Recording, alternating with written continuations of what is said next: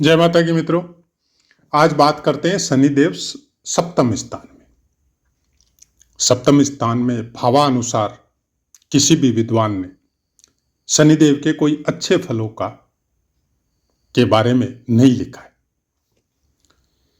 अब उसके लिए आपको पुस्तकें पढ़नी पड़ेगी। अच्छे फलों का नहीं लिखा है तो सप्तम स्थान से जितने भी फल है, चाहे शादी है, चाहे व्यापार है, चाहे स्त्री है या पुरुष है, मेल या फीमेल, सप्तम स्थान आपकी शादी का, काम सुख का, व्यापार का, तो वो सब फल शनिदेव की वजह से आपको कोई अच्छे फलों का निर्माण यहां पे नहीं बताया गया। लेकिन हम लोगों की चर्चा है सिंह लगन की, और सिंह लगन की या किसी भी लगन की चर्चा करते हैं तो हम भावानुसार फलों को जरूर बोलते हैं। उसका कारण भी बताते हैं कि किसी भी कुंडली का, किसी भी लगन वाली कुंडली का आप अध्ययन करो तो आपको काल पुरुष की कुंडली का अध्ययन आपके दिमाग में या आपकी यादाश्ती में वो चीज होनी आपको बहुत ज्यादा जरूरी है। अब षष्टेश भी है और सप्तमेश भी है। तो पहले बात करते हैं कि षष्टेश अगर सप्तम स्थान में विराजित हो तो किस तरह के फल मिलते हैं। स्त्री या पुरुष दोनों एक दूसरे के साथ, क्योंकि सप्तम स्थान शादी का है, तो फीमेल की कुंडली है तो मेल के साथ, और मेल की कुंडली है तो फीमेल के साथ ट्यूनिंग में प्रॉब्लम आती है। एक दूसरे के विचारों में मत भिन्नता होती है, बाकी कोई विशेष प्रॉब्लम नहीं है। लेकिन उसके अलावा इंसान विख्यात होता है, गुणी होता है, धनी होता है, साहसी होता है, मानी होता है। अब सप्तमेश अगर सप्तम स्थान में हो तो सप्तमेश अगर सप्तम स्थान में हो तो मनुष्य स्त्री सुख को पाने वाला या पुरुष सुख को पाने वाली, धैर्यशील, तीव्र बुद्धि, हृदय में थोड़ा रोग होता है। ये शनिदेव के फल जो वृहधोरा पाराशर में जो बताया जाता है लग्नानुसार, वो हमने आपको बताए। अब चर्चा करते हैं आगे की। पहला 2 या 1 मिनट का हमारा वीडियो जितना भी रहता है वो सब कुछ पुस्तकों के ऊपर निर्भर रहता है। उसके बाद में भी पुस्तकों के कोट रहते हैं, दिमाग में फीड है, लेकिन वो चीज आपको हम बता नहीं सकते कि कौन सी पुस्तक में और कितना नंबर पेज पर कौन से श्लोक में है, क्योंकि कौन सी पुस्तक में पढ़ा था, बार बार पुस्तकों को पढ़ रहे हैं तो उम्र का भी अपना एक इफेक्ट होता है, इतना याद नहीं रहता है।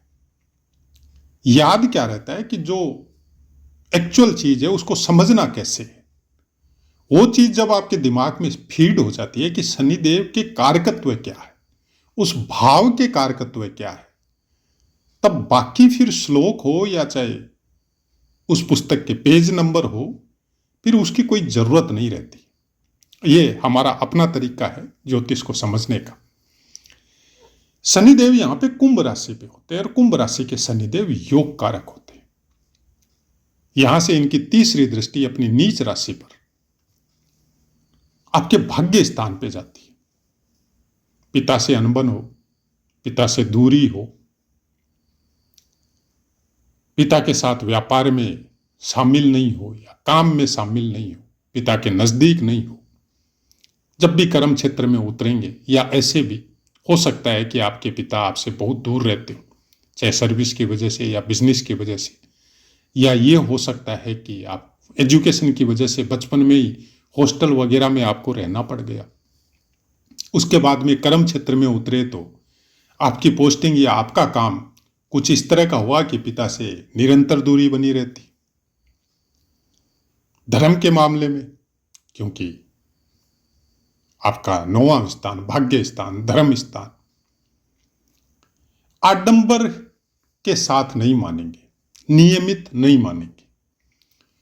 सुबह उठ के पूजा करनी चाहिए, नहीं करेंगे,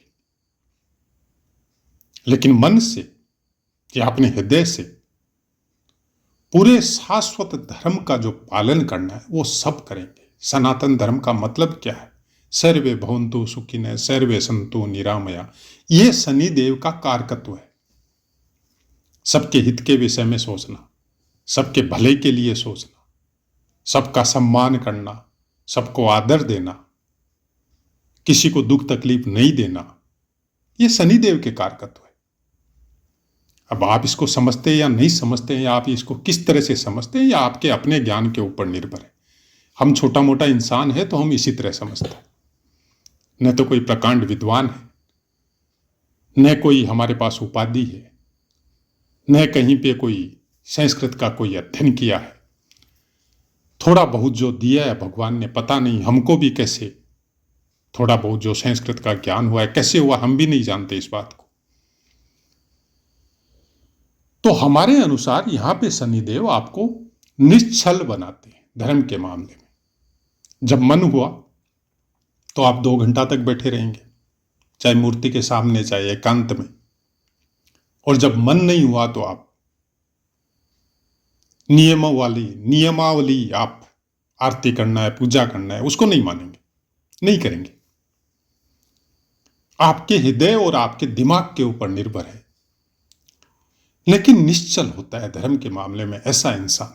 जब भाव उठते हैं तो अश्रुधारा बहती है फिर इनकी आंखों में। और बहुत कम लोग ऐसे इंसानों को समझ पाते हैं। हाँ, साधु संतों का सानिध्य हो या घर में भी आवागमन हो अच्छे भागवतिक संतों का, तो वो इनको कैच कर लेंगे।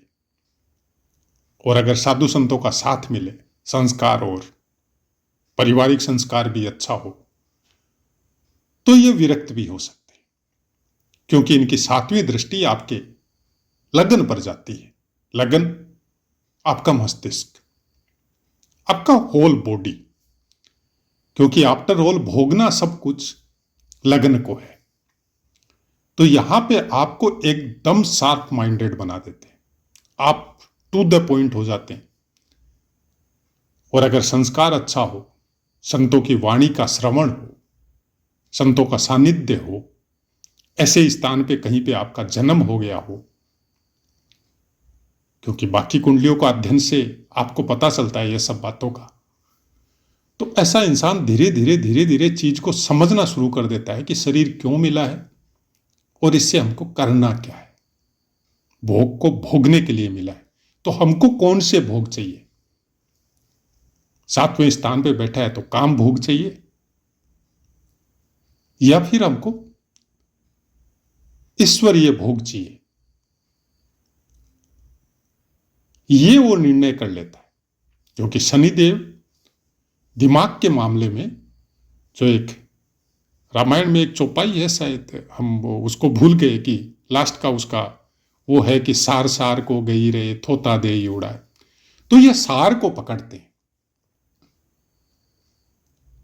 जहां पर जो मेन चीज इनको समझना है उसको समझते हैं, बाकी चीजों का ध्यान नहीं देते। ऐसे इंसानों का जीवन भी आडंबर रहित होता है, चाहे कितने ही ऊंचे पद पर हो, कितने ही ज्यादा धनी हो, कैसी पोस्ट पे हो। आपको साधारण वेशभूषा में चप्पल पहने हुए आपको घूमते हुए मिल जाएंगे। आप इनको जज नहीं कर सकते, पकड़ नहीं सकते कि ये हृदय से कितने ज्ञानी है, दिमाग का इनका लेवल कैसा है। चुप रहता है, कम बोलता है ऐसा इंसान, लेकिन जब बोलता है तो फिर इनके बातों का आंसर नहीं है किसी के पास, क्योंकि इनकी वो चीजें जागृत हो जाती है धीरे धीरे, जिसको आप बोलते हैं कि सूर्य का अध्यात्म, प्राण शक्ति। और किसी इंसान की प्राण शक्ति अगर 0.01 पॉइंट अंश भी बराबर अगर जागृत हो गई आपकी, मतलब आपकी आत्मा अगर 0.001 अंश भी जागृत हो गई इस जीवन में, तो बाकी ज्ञान ब्रह्मांड से आपको प्राप्त होना शुरू हो जाता है। और जब तार ऊपर से जुड़ता है तो ये पढ़ लिख के जो ज्ञान है वो थोड़ा दूर हो जाता है, फिर उसकी कोई महत्व या कुछ चीजें उनके जीवन में नहीं रहती है। हम साधु संतों से और से सुनते हैं कि वो कभी स्कूल नहीं गए, कभी गुरुकुल में नहीं पढ़ा, फिर भी धारा परवाह ऐसी ऐसी भाषाओं में बात करते हैं, पूज्य पहाड़ी बाबा जो हर भाषा में बात कर लेते थे। तो जब उन ग्रंथों को या भक्ति सागर को जब आप पढ़ते हैं तो पता चलता है कि ज्ञान सब कुछ आपके भीतर है, बस वहां तक पहुंचना है। लेकिन वो यात्रा बहुत लंबी है। अब कौन से जन्म में, कौन से जीवन में आप वहां तक पहुंचते हैं, या हर इंसान की खुद की अपनी यात्रा है। पुस्तकों से यह देखने को मिल जाता है कि जिसका शनि बहुत अच्छी मात्रा में योग कारक हो, ऐसा इंसान भोगों में रुचि कभी नहीं लेगा। गृहस्थ हो सकता है, हम ये नहीं बोलते गृहस्थ नहीं होते, लेकिन वो रुचि नहीं लेता है। अपने कर्तव्य का पालन करेगा, सबके लिए भला करेगा, लेकिन ऐसा इंसान भोगी नहीं होता है, योगी हो जाता है धीरे धीरे। उसके बाद में इनकी दशम दृष्टि आपके चतुर्थ स्थान पे जाएगी। माता से विशेष स्नेह करेगा,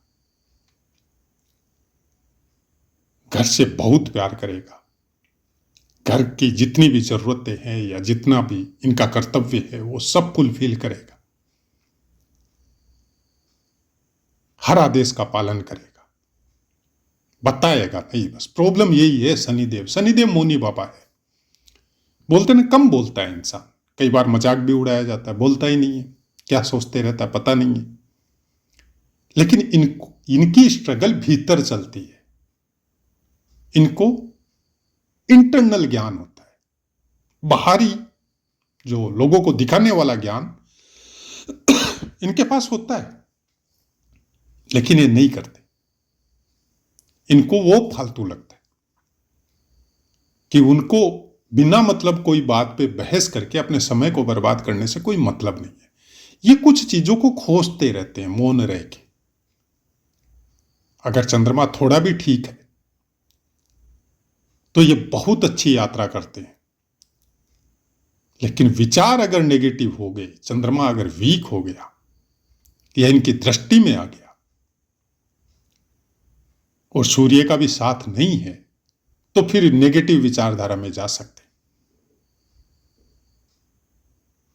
वो थोड़ी तकलीफ दे है।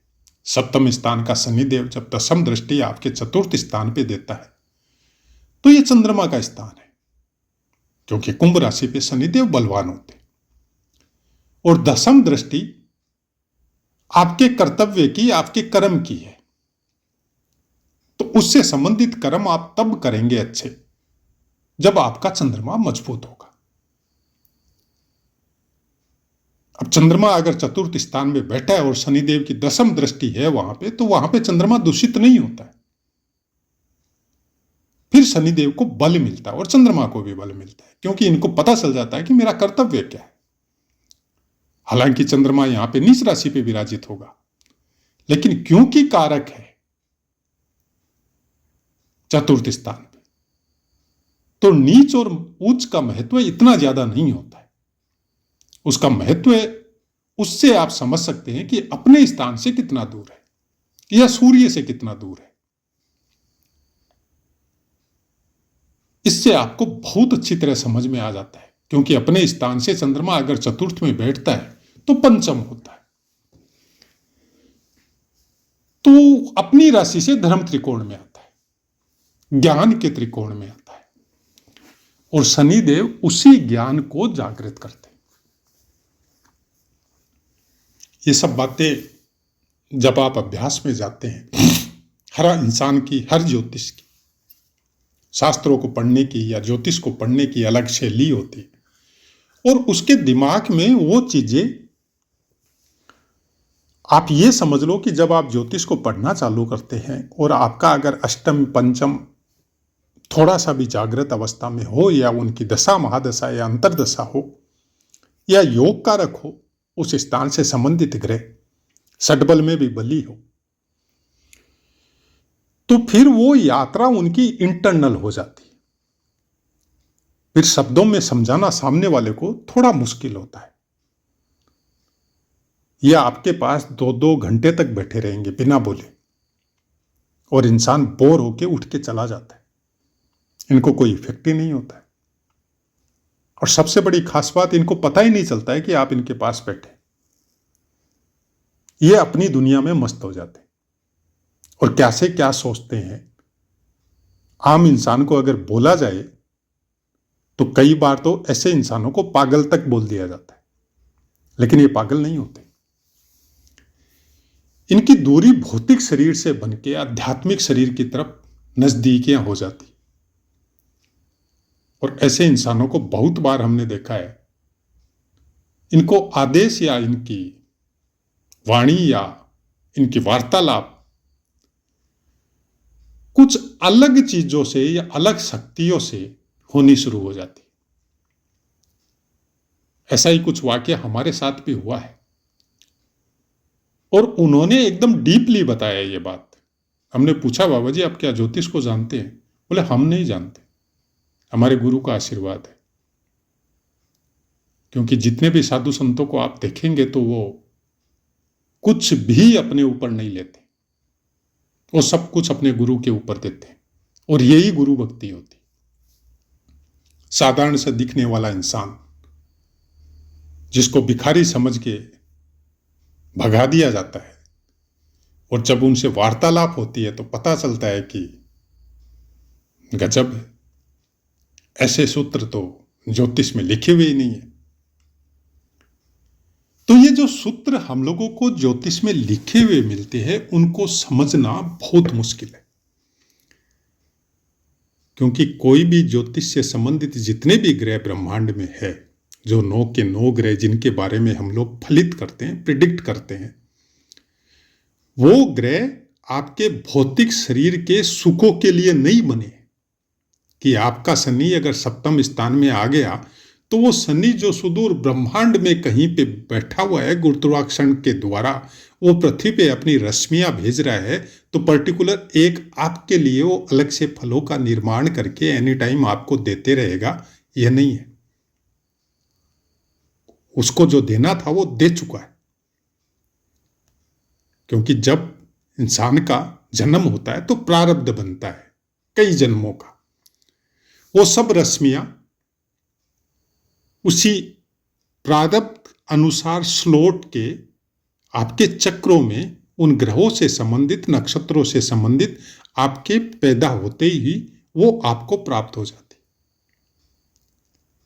धीरे धीरे जैसे जैसे समय अनुसार आपका जीवन बढ़ता है, वो शक्तियां चक्रों के अनुसार कम और बेसी, जितनी आपने यूज कर ली उतनी आपकी कम हो गई, जितनी आपने यूज नहीं की वो वैसी की वैसी पड़ी रह गई। तो इस शरीर में जो चीजें बोला जाता है कि जैसा ब्रह्मांड है वैसा ही पिंड है, मतलब आपका और हमारा शरीर है। तो इसमें बहुत सी चीजें ऐसी भगवान ने बना के भेजी है जिसको आज तक साइंटिस्ट या वैज्ञानिक भी नहीं पकड़ सके। वो भी बोलती है कि इंसान के मस्तिष्क में इतनी चीजें हैं जिसका 1 या 2% इंसान अपने पूरे जीवन में यूज करता है और उसके बाद में वो मृत्यु को प्राप्त हो जाता है और वो सुप्त अवस्था में रहती है और सुप्त अवस्था में ही वो गमन हो जाता है इस संसार से। तो ऐसा तो हो नहीं सकता कि जो चीजें इस पिंड में प्राप्त हुई है उनका कोई कार्य नहीं है।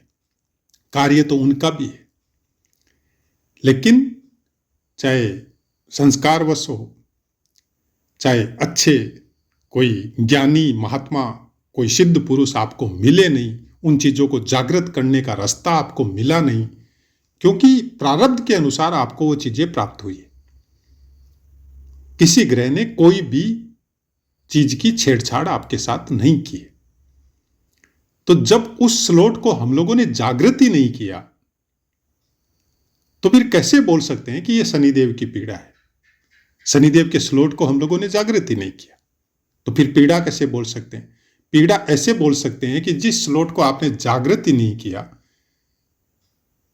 वो स्लॉट अब आपकी सुरक्षा नहीं कर रहा है, क्योंकि आपने जागृत नहीं किया।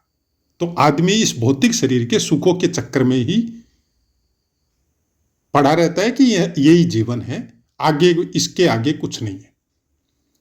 जबकि उसके आगे वाला जीवन वो आपके ही शरीर में सुप्त अवस्था में पड़ा हुआ है। अब ज्योतिष हमको ऐसे ही समझ में आता है और हम उसी चीजों में, चाहे आप अध्ययन समझ लो, चाहे अभ्यास समझ लो, हम उसी चीजों में लगे रहते हैं। कभी कभी स्पार्किंग होता है हर आदमी के जीवन में, और शनिदेव वही स्पार्किंग है कि कई बार आपको बैठे बैठे उन चीजों का आभास होता है जो चीजें आपने की नहीं या उनके विषय में सोचा नहीं। बहुत से आदमी इस चीज को केतु के साथ जोड़ देते हैं या गुरु के साथ जोड़ देते हैं, जबकि मेन फैक्टर शनिदेव है। क्योंकि कोई भी चीज का अनुभव लेने के लिए आपको उसमें उतरना पड़ेगा। नदी में गहराई कितनी है तो आपको नापने के लिए उसमें उतरना पड़ेगा। तो दुख कहां से आ रहे हैं उसके उस दुख के सागर में डुबकी लगानी पड़ेगी, तब समझ में आएगा कि दुख कहां से आ रहे हैं। क्या आपने खुद ने निर्माण किए या आपको प्रारब्धवश मिल रहे हैं? जब यह समझ जाता है इंसान कि हमने निर्माण किए तो उस जगह को बंद करता है कि अब आगे से नहीं करना है। और प्रारब्ध बस मिल रहे हैं तो इंसान स्वीकार कर लेता है कि ये मेरे प्रारब्ध है जो मेरे को इस जीवन में संपूर्ण भोगने हैं। मेरे को इससे भागना नहीं है, मेरे को भोगना है। उस शक्ति का नाम शनिदेव है। शनिदेव अपनी जीवनी में भी दुखों से भागे नहीं है, उनका मुकाबला किया है। तो ऐसा है मित्रों, पाठ समझ में आया होगा। अब अपनी वाणी को विराम देते, आपसे आज्ञा लेते। जय माता।